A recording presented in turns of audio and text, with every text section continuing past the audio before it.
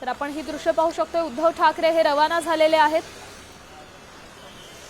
उद्धव ठाकरे यांच्या वाहनांचा ताफा सध्या रवाना झालेला आहे। आज ठाकरेंचा वचननामा जाहीर करण्यात येणार आहे आणि त्यापूर्वीची ही दृश्य तुम्ही पाहताय। ठाकरे सेना आणि मनसे निवडणुकांसाठी सज्ज झालेली आहे। आज राज्यासाठी किंबहुना मुंबईकरांसाठी देखील वचननामा जाहीर केला जाणार आहे आणि त्यासाठी ठाकरे बंधूंचा हा वचननामा जाहीर करण्यासाठी सध्या जोरदार तयारी सुरू आहे। कुठे पोस्टर्स लावण्यात आलेले आहेत आणि सध्या ठाकरेंचा हा वाहनांचा ताफा आपण पाहिला।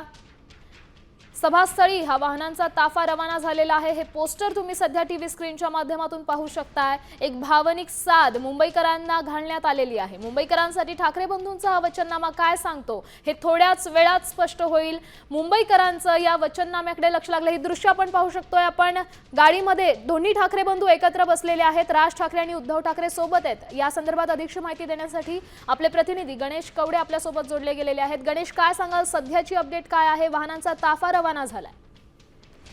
नक्कीच उद्धव ठाकरे आहेत ते आता दादरच्या दिशेने रवाना झालेले आहेत। आज दोन्ही ठाकरे बंधूंचा आहे तो वचननामा येणं जाहीर होणार आहे। त्यामुळे या वचननाम्यामध्ये खरं तर मुंबईकरांना नेमकं काय सुविधा देणार आहेत या सगळ्या संदर्भामध्ये थोड्या वेळामध्ये हे दोन्ही बंधू आहेत ते प्रसिद्ध करताना पाहायला मिळणार आहे। मात्र आता उद्धव ठाकरे आहेत ते दादरच्या दिशेने निघालेले आहेत। मात्र उद्धव ठाकरे डायरेक्ट राज ठाकरे यांच्या निवासस्थानी जातील आणि त्यानंतर तिथून शिवसेना भवनामध्ये खरं तर हा सगळा कार्यक्रम पार पडणार आहे। असं तर त्या ठिकाणी दोन्ही बंधू एकत्र आहे ते शिवसेना भवनामध्ये जाताना पाहायला मिळणार आहे। राज ठाकरे देखील तब्बल 19 वर्षांनंतर खरं तर आहे ते शिवसेना भवनमध्ये आहे ते जाणार आहेत आणि त्यामुळे कुठेतरी एक मोठी उत्सुकता आहे ती सगळ्या शिवसैनिकांना लागलेली आहे आणि त्यामुळेच आता या वचननाम्यातून नेमकं मुंबईकरांना काय मिळतं हे देखील पाहणं गरजेचं आहे। नक्कीच गणेश, धन्यवाद दिलेल्या या सविस्तर माहितीसाठी। त्यामुळे तुर्तास उत्सुकता आहे की वचननाम्यात काय